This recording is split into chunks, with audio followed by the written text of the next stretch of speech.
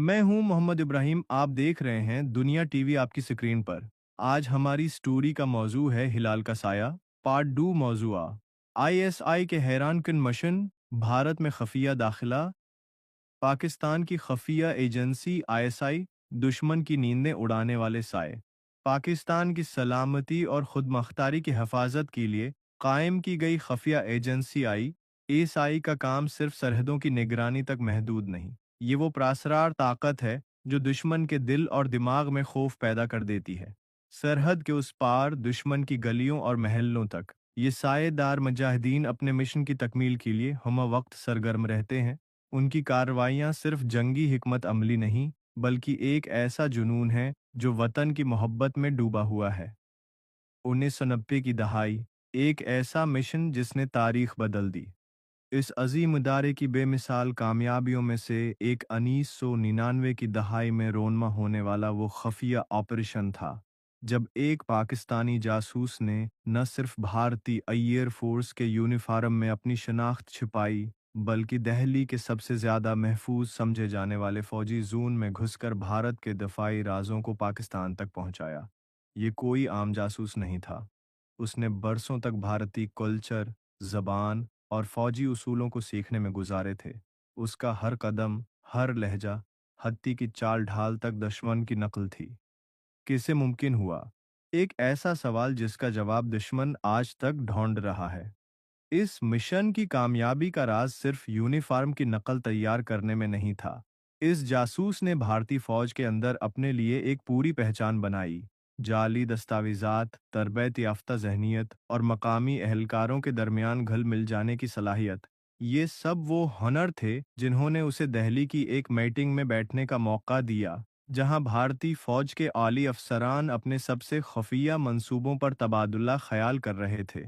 वो न सिर्फ उनकी बातों को रिकॉर्ड करता रहा, बल्कि कई हफ्तों तक दुश्मन की छावनी में रहकर उनकी नक्ल व हरकत, जंगी हिकमत अमली और मुस्तकबल के मंसूबों की तफसीलात अकठी करता रहा। वह लम्हा जब दुश्मन की आंखें खुली रह गईं।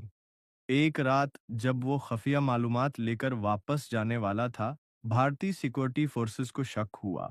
उसने न सिर्फ अपनी जहानत से उन्हें गमराह किया, बल्कि एक मकामी ट्रेन में सवार होकर ऐसे गायब हुआ जैसे कोई किस्सा पारी ना हो।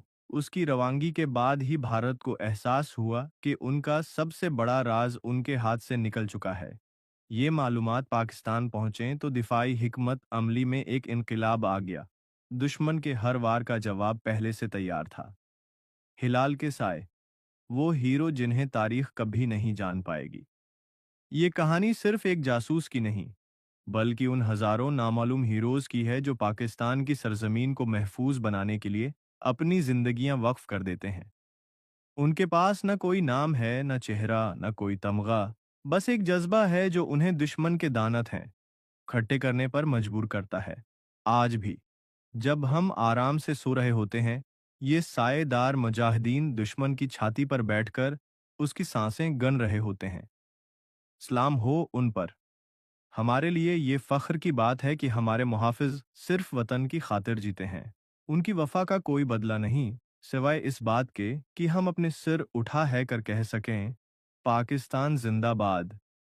ये किस्सा उन गुमनाम कुर्बानियों की याद दिलाता है जो हमारी तारीख का हिस्सा बन चुकी हैं।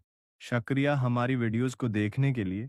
अगर आपको ये कहानी पसंद आई है तो वीडियो को लाइक करें, शेयर करें और हमारा पेज ज़रूर फॉलो करें। ऐसी ही मज़ीद खफिया कहानियाँ, तारीखी इंकिशाफात और मुल्क के हीरोज़ की दास्तानें सिर्फ दुनिया टीवी आपकी स्क्रीन पर। अगली वीडियो में हम बात करेंगे एक ऐसे मिशन की जिसे दुनिया ने नाकाम समझा, मगर पाकिस्तान ने कामयाब बनाया। इंतज़ार कीजिए, अगली किस्त आ रही है जल्द।